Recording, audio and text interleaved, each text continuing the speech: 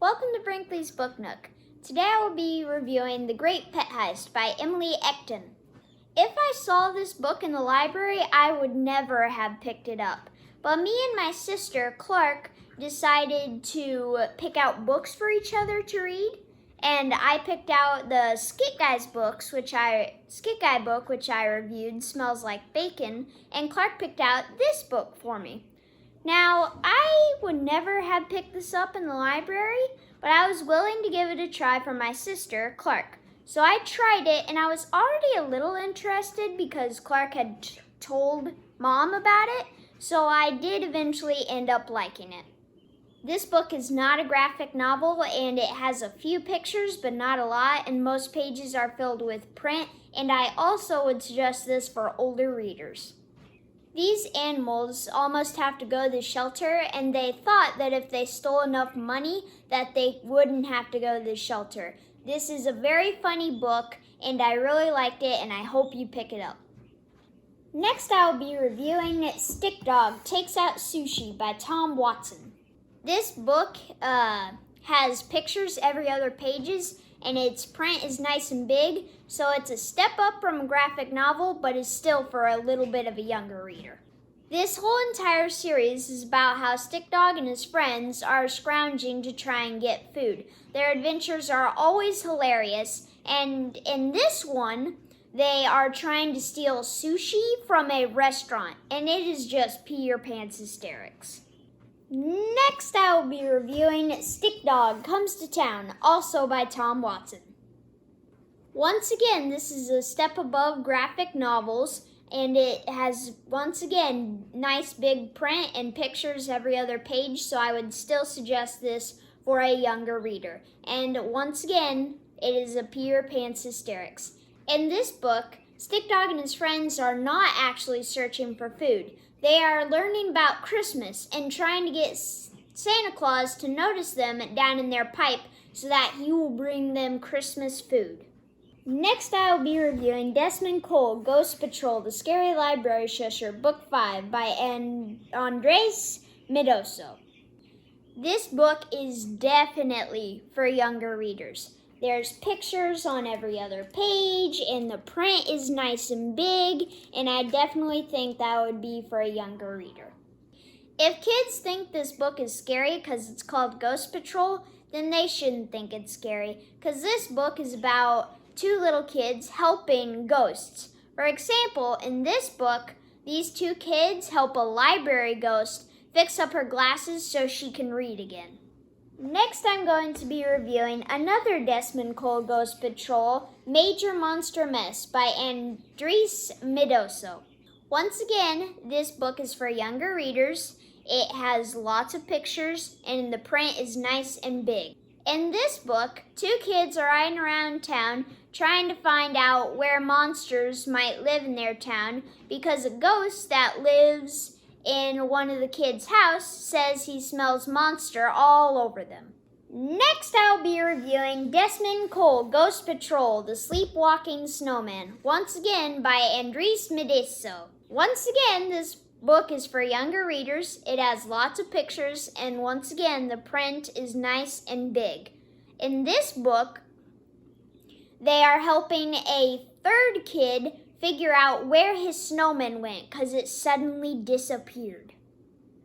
Next, I'll be reviewing Desmond Ghost Patrol, Now Museum, Now You Don't, by Andres Medoso.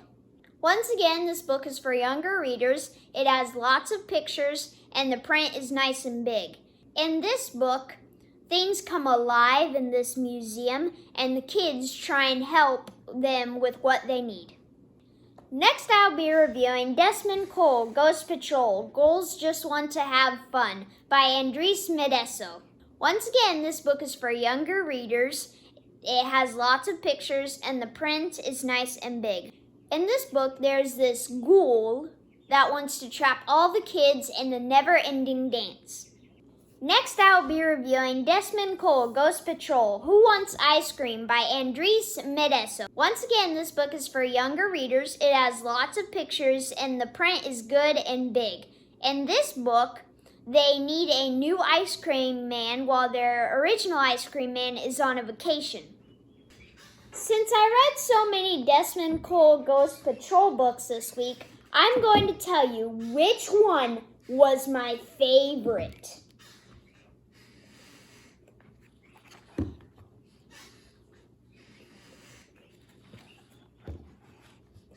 And my favorite is The Sleepwalking Snowman. Next week, I'm going to be reviewing Arlo Finch in the Kingdom of Shadows, Arlo Finch in the Lake of the Moon, and Kidnap on the California Comet. Now I'll read you my Grimm's fairy tale.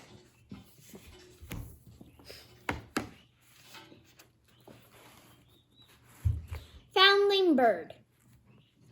There was once a forester who went into the forest to hunt, and as he entered it, he heard a sound of screaming, as if a little child were there. He followed the sound and at last came to a high tree, and at the top of this a little child was sitting, for the mother had fallen asleep under the tree with the child, and a bird of prey had seen it in her arms, had flown down, snatched it away, and set it on the high tree. The forester climbed up, brought the child down, and thought to himself, "Thou wilt take him home with thee, and bring him up with thy Lena." He took it home, therefore, and the two children grew up together. The one, however, which he had found on the tree, was called Fundagobble, because a bird had carried it away. Fundagobble and Lena loved each other so dearly that when they did not see each other, they were sad.